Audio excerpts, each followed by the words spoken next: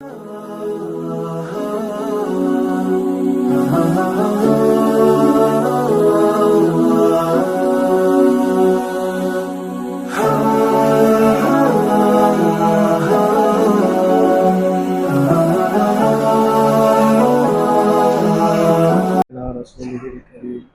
بعد أعوذ بالله من الشيطان الرجيم بسم الله الرحمن الرحيم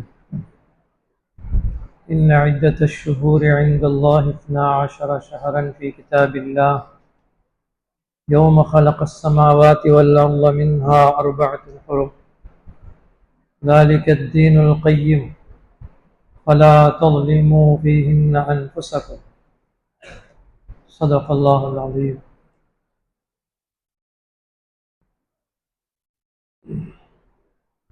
وقال النبي صلى الله عليه وسلم الدعاء مخ العبادة. கண்ணியத்திற்கும் மதிப்பிற்கும் உரிய பெரியோர்களே, சகோதரர்களே, அல்லாஹ் நம் அவர்களுக்கு புனிதமான தீனை வழங்கி தீனுடைய வாழ்க்கையில்தான் வெற்றி இருக்குகிறது என்பதை குர்ஆனின் மூலம் ஹதீஸ்கள் மூலம் நமக்கு தெளிவுபடுத்தப்பட்டிருக்கின்றது.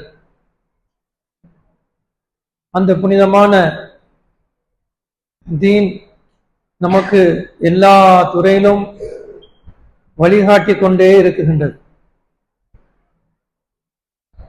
ஒவ்வொரு காலகட்டத்திற்கும் என்னென்ன தேவையோ அதெல்லாம் மனிதனுக்கு சொல்லி மனிதனை நல்வழி படுத்த அல்லாஹ் விரும்புகின்றான். இப்பொழுது ஓதி காட்டிய வசனத்திலே அல்லாஹ் கூறுகின்றான், ஒரு ஆண்டு என்பது 12 மாதத்தை கொண்டது. இது வானம் பூமியை படைத்த நாளிலிருந்தே அல்லாஹால அதை ஏற்பாடு செய்து விட்டான். அந்த 12 மாதங்களில் 4 மாதங்கள் மிக சிறப்பிற்குரிய கண்ணியத்திற்குரிய மாதம் என்பதாக அல்லாஹ் கூறுகின்றான். மின்ஹா அர்பாத்துன் ஹுரும். அந்த 12 மாதங்களில் 4 மாதம் மிக கண்ணியத்திற்குரியது என்று அல்லாஹ் கூறுகின்றான். அந்த 4 மாதம் என்ன என்பதை ஹதீஸிலே தெளிவுபடுத்தப்பட்டிருக்கின்றது. ذுல்காதா, ذுல்ஹஜ், முஹர்ரம், இந்த தொடர்ந்து உள்ள 3 மாதங்கள். ذுல்காதா, ذுல்ஹஜ், முஹர்ரம், அதற்கு பிறகு ரஜபுடைய மாதம்.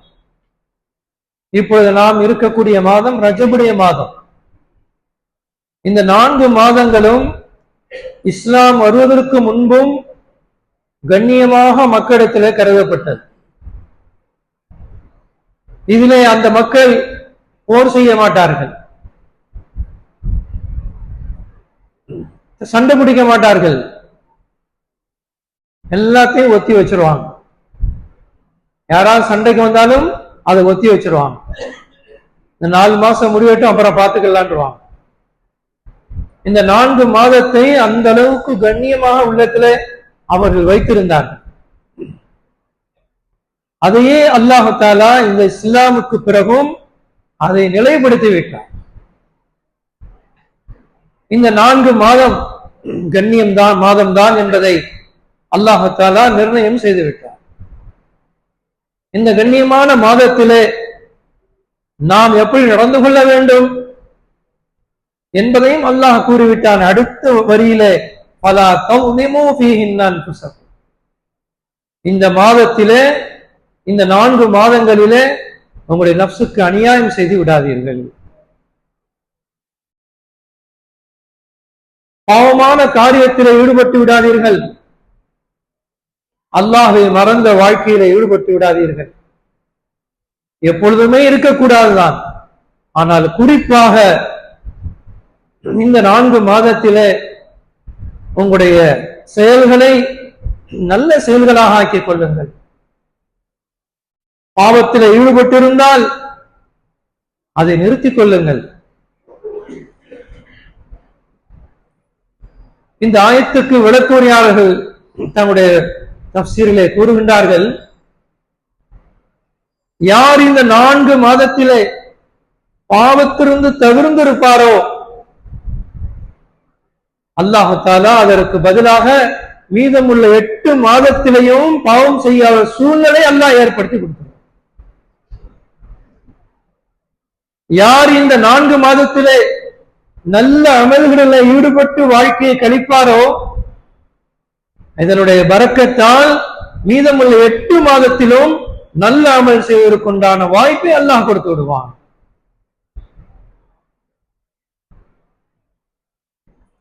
இந்த மாதத்திலே கிடைக்கப் பெறக்கூடிய ஒரு பெரிய பாக்கியம் என்பதாக தஃசீரிலே கூறப்பட்டிருக்கு. இந்த ஆயத்துடைய விளக்குரையாளர்கள் கூறுகின்றார்கள், அவ்வளோ மகிமை மிக்க மாதம் இந்த ரஜபுடைய மாதம். இந்த ரஜபுடைய மாதத்தை நாம் எப்படி கழிக்க வேண்டும் இந்த ஆயத்து நமக்கு தெளிவுபடுத்துகின்றது. நல்ல அமல்களிலே கழிக்க வேண்டும், பாவத்திலிருந்து விடுபட்டு விட வேண்டும், நம்முடைய சிந்தனையை அல்லாஹ்வின்பால் திருப்ப வேண்டும். இந்த ரஜபுடைய மாதத்திலேயே அல்லாஹ்வின்பால் சிந்தனையை திருப்ப ஆரம்பித்து விடுமையானால் அதற்கு பிறகு வரக்கூடிய ஷஅபான் ரமலானிலும் அல்லாஹ்வுடைய தொடர்பு அதிகம் ஏற்பட்டு, அதனால்தான் ரசூலுல்லாஹி ஸல்லல்லாஹு அலைஹி வஸல்லம் துஆ ஓதுவார்கள் என்று ஹதீஸ்ல வருகின்றது. ஹதீஸுடைய தொடரில் அதை அறிவிப்பாளர்களுக்கு மத்தியிலே சில பலவீனங்கள் இருந்தாலும் நபி ஸல்லல்லாஹு அலைஹி வஸல்லம் துஆ செய்திருக்கின்றார்கள், அல்லாஹும்ம பாரிக் லனா ஃபீ ரஜப வ ஷஅபான வ பல்லிக்னா ரமலான்.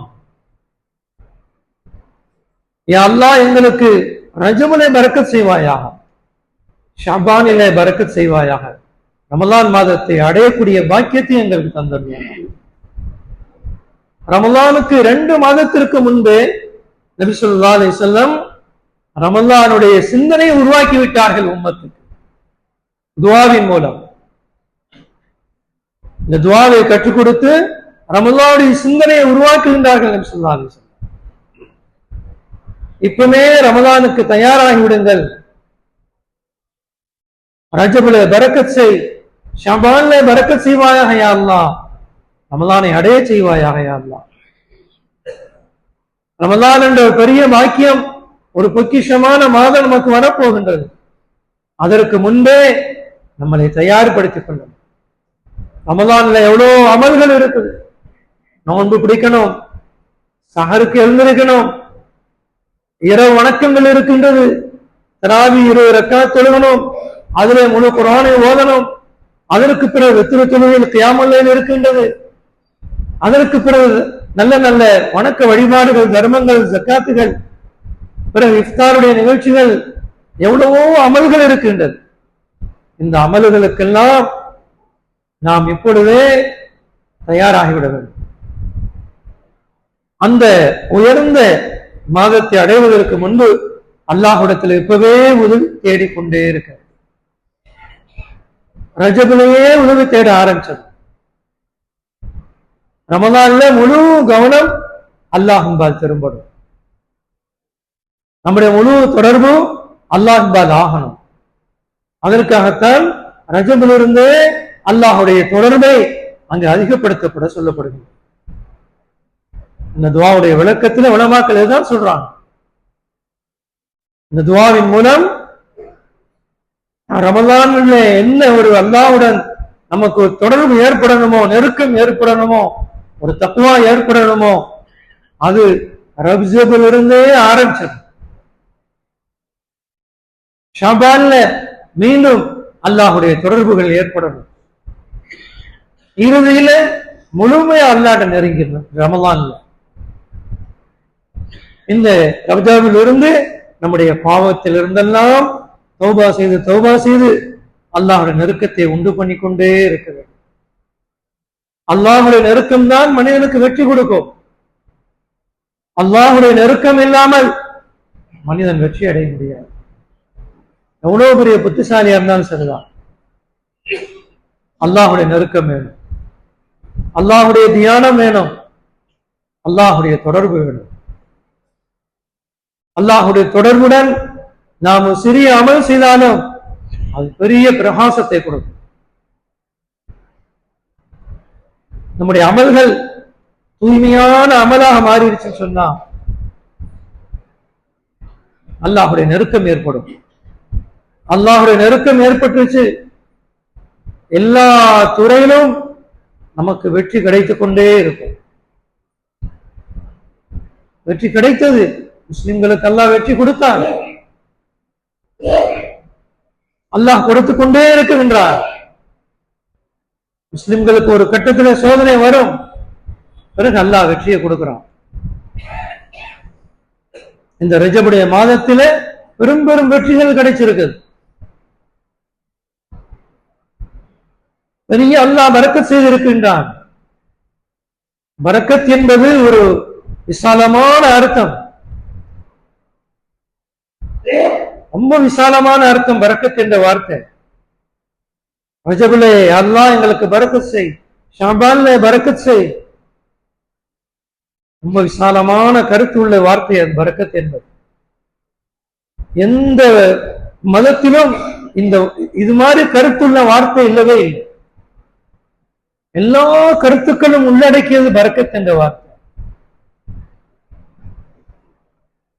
பெரும் பெரும் நிகழ்வுகள் இந்த ரஜபுடைய மாதத்தில் நடந்திருக்கு. ரசூலுல்லாஹி ஸல்லல்லாஹு அலைஹி வஸல்லம் எப்போதும் தீனை மக்களுக்கு மத்தியில் எடுத்துரைத்துக் கொண்டிருந்தார்களோ மக்காவிலே பெரும் பெரும் சோதனைகள் வந்தது. முஸ்லிம்கள் வாழ முடியாத சூழ்நிலை. நபி ஸல்லல்லாஹு அலைஹி வஸல்லம் சஹாபாக்களுக்கு சொல்லிவிட்டார்கள், நீங்கள் மக்காவில் வாழ்வது சிரமமான ஒரு சூழ்நிலையா இருக்குது, நீங்கள் ஹிஜ்ரத் செஞ்சு போயிருங்க, மக்கா விட்டு நாடு திறந்து அபிசீனியாவுக்கு போயிருங்க. இப்பொழுது எத்தியோப்பியா என்று சொல்லப்படக்கூடிய அபிசீனியாவுக்கு போகும்படி நபி ஸல்லல்லாஹு அலைஹி வஸல்லம் சொல்லிவிட்டார். ஹஜ்ரத் உஸ்மான் ரலியல்லாஹு அன்ஹு அது போன்ற சஹாபாக்கள் கிட்டத்தட்ட 80 சஹாபாக்கள் முதலாக ஹிஜ்ரத் செய்தார்கள் அபிசீனியாவுக்கு இந்த ரஜபுடைய மாதத்தில். எப்படிப்பட்ட தியாகம்! இஸ்லாமை ஏற்ற ஒரே காரணத்தினால் மக்காவில் வாழ முடியல. அவர்கள் சொந்த ஊரை விட்டு புறப்பட வேண்டிய சூழ்நிலை. தம்முடைய குடும்பத்துடன் எல்லாம் புறப்பட்டு போயிட்டாங்க, அபிசீனியாவுக்கு போனாங்க. அந்த மன்னரிடம், அவர் நஜ்ஜாஷி மன்னர், அவர் கிறிஸ்தவ மன்னர், அவரிடத்திலே போறதற்கு முன்னால், அவர்களை வழி அனுப்புவதற்கு முன்னால் ரசூலுல்லாஹி ஸல்லல்லாஹு அலைஹி வஸல்லம் இந்த சஹாபாக்களை கூப்பிட்டு சொன்னாங்க, இப்பொழுது ஒரு சூரா இறங்கி இருக்குது, இந்த சூறாவை கொண்டு போய் அந்த மன்னரிடத்துல ஒப்படைச்சிருங்க. சூரத்து மரியம், சூரத்து மரியம் அப்பொழுதுதான் இறங்குச்சு. ஹிஜ்ரத்துக்காக எப்பொழுது அவர்களை அனுப்புவதற்கு தயாராகி கொண்டிருந்தார்களோ அந்த நேரத்தில் தான் அல்லாஹ் சூரா மரியமை அல்லாஹ் நபி ஸல்லல்லாஹு அலைஹி வஸல்லம் அந்த சஹாபாக்களுக்கு சூரா மரியமை ஓதி காட்டுகின்றார்கள். அவருடைய விளக்கத்தை எல்லாமோ சொல்லுகின்றார்கள். இந்த சூரா மரியமை எடுத்துக்கொண்டு அந்த சஹாபாக்கள் அபிசீனியாவுக்கு போகிறார்கள். நிம்மதியாக வாழலாம் என்பதற்காக அங்கு செல்கின்றார்கள். அங்கு சென்ற நேரத்தில் நிம்மதியாக வாழலாம் என்று இருக்கும் பொழுது இதை தெரிந்த காபிர்கள் இவர்களை நிம்மதியாக வாழவிடக்கூடாது. அபிசீனியாவிற்கு குறைஷிகளின் சார்பாக ஒரு காபிரை அனுப்புகின்றார்கள். அம்ர் இப்னு ஆஸ் என்ற ஒரு மனிதரை அனுப்புகின்றார்கள். அங்கு போய் அந்த மன்னரிடத்தில் போய் சொல்றார், ஒரு கூட்டம் வந்திருக்கின்றது மக்காவிலிருந்து, அவர்கள் எங்களுடைய கொள்கையை சார்ந்தவர்களும் அல்ல, உங்களுடைய கொள்கையை சார்ந்தவர்களும் அல்ல, புதிதான ஒரு மார்க்கத்தை உருவாக்கி கொண்டு நாட்டிலே குழப்பத்தை விளைவித்துக் கொண்டிருக்கின்றார்கள், சமூகத்தை பிளவுபடுத்திக் கொண்டிருக்கின்றார்கள், நாட்டை பிளவுபடுத்திக் கொண்டிருக்கின்றார்கள், ஒரு புதிய மார்க்கத்தை கொண்டு வந்து அவர் பிரகடனப்படுத்திக் கொண்டிருக்கின்றார்கள், அவர்களுக்கு நீங்கள் அடைக்கலம் கொடுக்காதீர்கள் என்பதாக அந்த மன்னரிடத்திலே சொல்கின்றார். மக்காவில்தான் நிம்மதியா வாழ முடியவில்லை என்று சொல்லி அபிசீனியாவிலே நிம்மதியா வாழலாம் என்று வந்தாலும் அங்கேயும் அந்த காபிர்கள் புறப்பட்டு அந்த மன்னரிடத்திலே இவர்களை பற்றி சொல்லிவிடுகின்றார்கள். அந்த மன்னர், சரி அப்படியே அவர்களை கூப்பிடுங்கள். யார் வந்தார்களோ மக்காவிலிருந்து இந்த அபிசீனியாவுடைய அடைக்கலம் தேடி அவர்கள் எல்லாம் கூப்பிடுங்க. அவங்க எல்லாம் வந்துட்டாங்க. வந்த உடனே சாதாரணமாக நின்றாங்க. மன்னரிடத்திலே செல்லும் போது சலாமுன் அலா மனித்தபால் ஹுதா என்ற வாசகத்தை சொல்லிட்டு உள்ள வர்றாங்க. பொதுவாக நடைமுறை என்னவென்று சொன்னால், ஒரு மன்னரை சந்திக்க வேண்டும் என்று சொன்னால் அவருக்கு சஜிதா செய்யணும். மக்காவிலிருந்து வந்த அந்த ஒரு மனிதர் சஜிதா செஞ்சார், பெரும் அன்பளிப்புகளை வந்து கொடுத்தார். ஆனால் இந்த 80 பேர் வந்தாங்க, அரசவைக்கு வருகின்றார்கள், சஜிதா செய்யவில்லை. ஒரு வார்த்தை சொன்னார்கள், சலாமுன் அலா மனித்தபால் ஹுதா, நேர்வழியை பின்பற்றுவோர் மீது சாந்தியும் சமாதானம் உண்டாக என்ற ஒரு வார்த்தையை சொன்னார்கள். அஸ்ஸலாமு அலைக்கும் என்ற வார்த்தை கூட சொல்லல, இந்த வார்த்தையை சொன்னார்கள். அந்த வந்த காபிர் சொல்கின்றார், பாருங்கள், நாங்கள்லாம் உங்களுடைய மரபின்படி சஜிதா செய்கின்றோம், ஆனால் இந்த மனிதர் சஜிதா செய்யாமல் இந்த வார்த்தையை சொல்கின்றார். பாருங்கள் இவருடைய குணம் எப்படி என்பதா. உன்ன மன்னர் சொன்னார், நீங்க என்ன அடிப்படையில் வந்திருக்கின்றீர்கள்? அந்த 80 பேரிடத்துல சொன்னார்கள். அதுல அமீராக தலைவராக இருந்தவர்கள் ஜாஃபர் ரலியல்லாஹு அன்ஹு. ஜாஃபர் ரலியல்லாஹு அன்ஹு சொன்னார்கள், நபி ஸல்லல்லாஹு அலைஹி வஸல்லம் எங்களை அனுப்பி இருக்கின்றார்கள் உங்களிடத்தில் வருவதற்காக, அடைக்கலம் தேடி உங்களை நல்ல மன்னர் என்று சொல்லி எங்களை அனுப்பினார்கள்.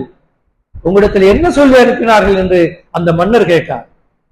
ஜாஃபர் ரலியல்லாஹு அன்ஹு அவர்கள் சூர மரியமை ஓதி காண்பித்தார்கள். சூர மரியமை ஓதி காண்பித்தார். சூர மரியமில அத்தனையும் ஈசா அலைஹிஸ்ஸலாம் எப்படிப்பட்டவர்கள்? ஈசா அலைஹிஸ்ஸலாம் அவர் ஒரு தூதுவர், நீண்ட வரலாறு. மரியமிலிருந்து பிறந்தவர்கள், ரூஹுல்லா அல்லாஹ்வால் ரூஹ் ஊதப்பட்டவர்கள் என்று நீண்ட வரலாறு வருகின்றது ஈசா அலைஹிஸ்ஸலாமை பற்றி. உடனே அந்த மன்னர் சுதாரித்துக் கொண்டார். உண்மையான மார்க்கம் இதுதான். ஈசா அலைஹிஸ்ஸலாம் அவர்கள் எந்த முகம்மதை பற்றி சுப செய்தி சொன்னார்களோ அந்த முகம்மதுடைய மார்க்கம் இதுதான், இதுதான் சத்தியமான மார்க்கம், நான் இஸ்லாத்தை ஏற்றுக்கொள்ள போகிறேன் என்பதா சொல்லி அதே அரச சபையில அஷ்ஹது அல்லா இலாஹ இல்லல்லாஹ் வ அஷ்ஹது அன்ன முஹம்மதர் ரசூலுல்லாஹ் என்ற கலிமாவை சொல்லி அந்த மனிதர் இஸ்லாமை ஏற்றுக்கொண்டார். எவ்வளவு பெரிய தியாகம் செய்தார்கள் முஸ்லிம்கள் இந்த ரஜபுடைய மாதத்தில். தீனுக்காக புறப்பட்டு சென்றார்கள், தீனை நிலைநாட்டுவதற்காக சென்றார்கள். அல்லாஹ் இந்த தியாகத்தின் மூலமாக ஒரு மன்னருக்கு அல்லாஹ் ஹிதாயத்தை கொடுத்தார். முகம்மதை ஏற்றுக்கொண்டார்கள்.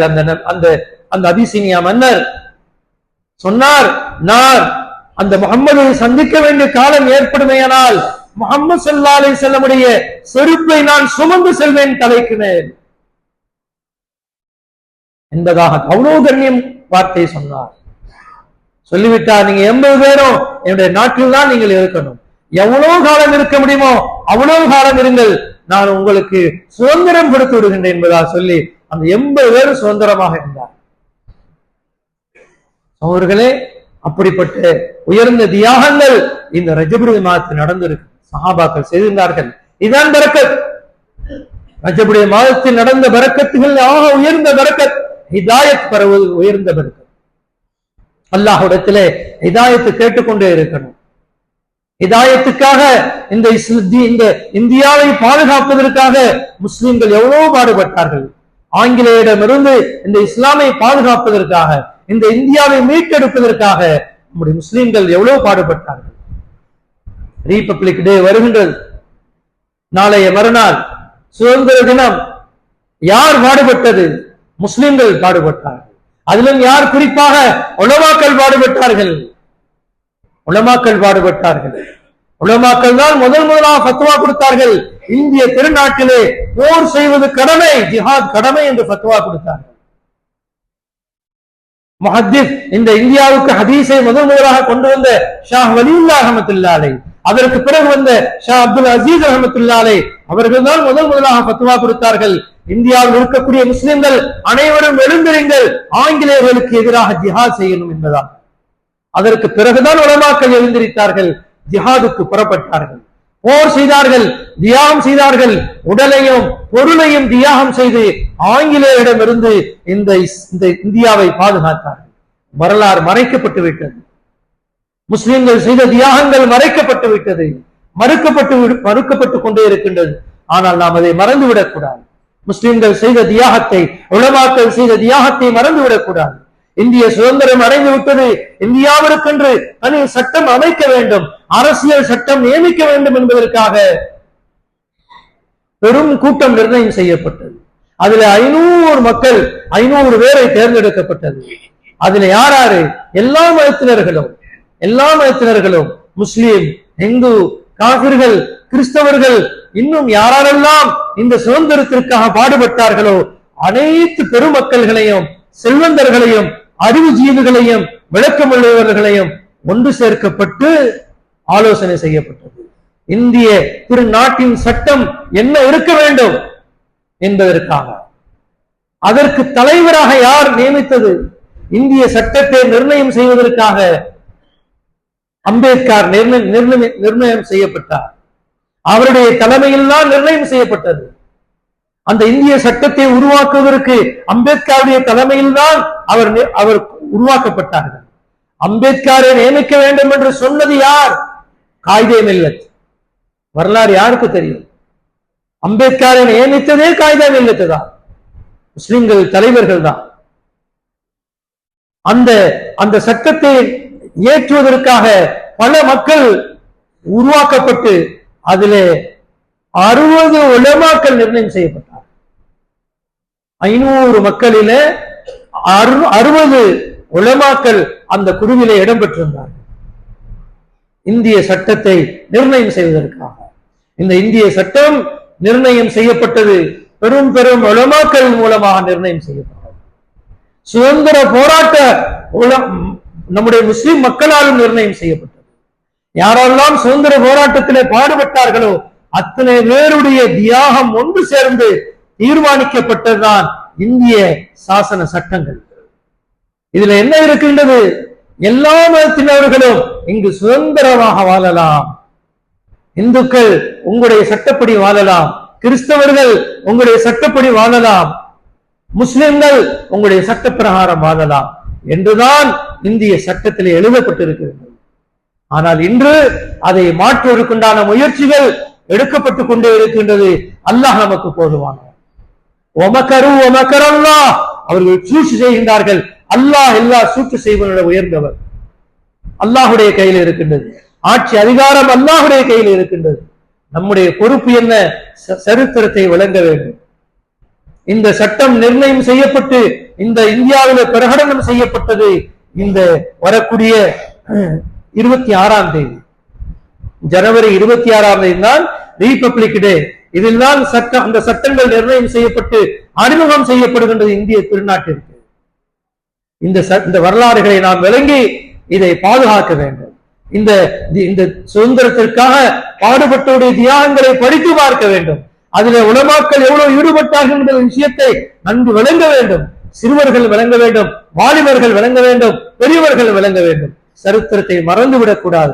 சரித்திரத்தை நினைக்க நினைக்க அதை படிக்கதான் நம்முடைய முன்னோர்கள் செய்த தியாகங்கள் நமக்கு விளங்கும்.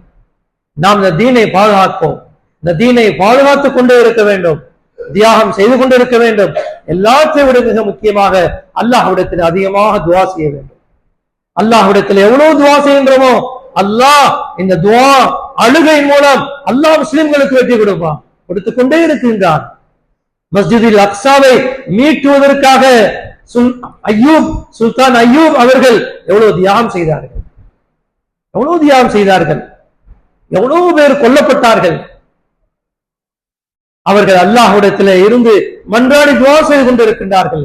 அவர்களுக்கு செய்தி வந்தது, இந்த முஸ்லிம்களை அழிப்பதற்காக ஒரு கப்பலுடன் ஆயுத கப்பல் வந்து கொண்டிருக்கின்றது என்று செய்தி வந்தவுடனே அழுக ஆரம்பித்தார்கள். அல்லாஹ்விடத்திலே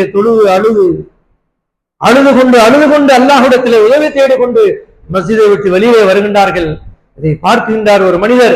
என்ன சுல்தான் அய்யூப் அவர்களே, அழுது கொண்டு வருகின்றீர்கள், என்ன விஷயம்? சொன்னார்கள், இல்லை, இந்த முஸ்லிம்களை தாக்குவதற்காக ஒரு போர்க்கப்பல், ஆயுத கப்பல் வந்து கொண்டிருக்கின்ற தகவல் கிடைத்தது. அதை நான் நினைத்து அல்லாஹ்விடத்தில் அழுது துஆ செய்து விட்டேன் என்று சொன்னார். உடனே அந்த மனிதர் சொன்னார், நீங்கள் கவலைப்படாதீர்கள், உங்களுடைய அழுகையின் பரக்கத்தால் அல்லாஹ் அந்த கப்பலை கடலிலே மூழ்கடித்து விடுவார் என்று சொன்னார். சிறிது நேரத்தில் ஒரு வந்து கூறுகின்றார், ஆயுத கப்பல் அத்தனையும் நீரிலே மூழ்கி விட்டது என்பதார். அவர்களே, ஒரு அழுகை, ஒரு மூமினுடைய அழுகை, தொழுகை அல்லாஹ் வெற்றியை கொடுப்பான் என்பதில் எந்த சந்தேகம் இல்லை. இந்த புனிதமான ரஜபுடைய மாதத்திலே நாம் அதிகமாக அல்லாஹ்வுடைய தொடர்பை ஏற்படுத்தி அல்லாஹ்விடத்தில் அழுது தொழுது எல்லா மக்களுக்கும் வெற்றியை கேட்பதற்காக நாம் துஆ செய்து கொண்டிருக்க வேண்டும். வல்ல ரஹ்மான் நம்மளுக்கு எல்லோருக்கும் பரக்கத் செய்வானாக. ஆகிரு தஅவானா அல்ஹம்துலில்லாஹி ரப்பில் ஆலமீன்.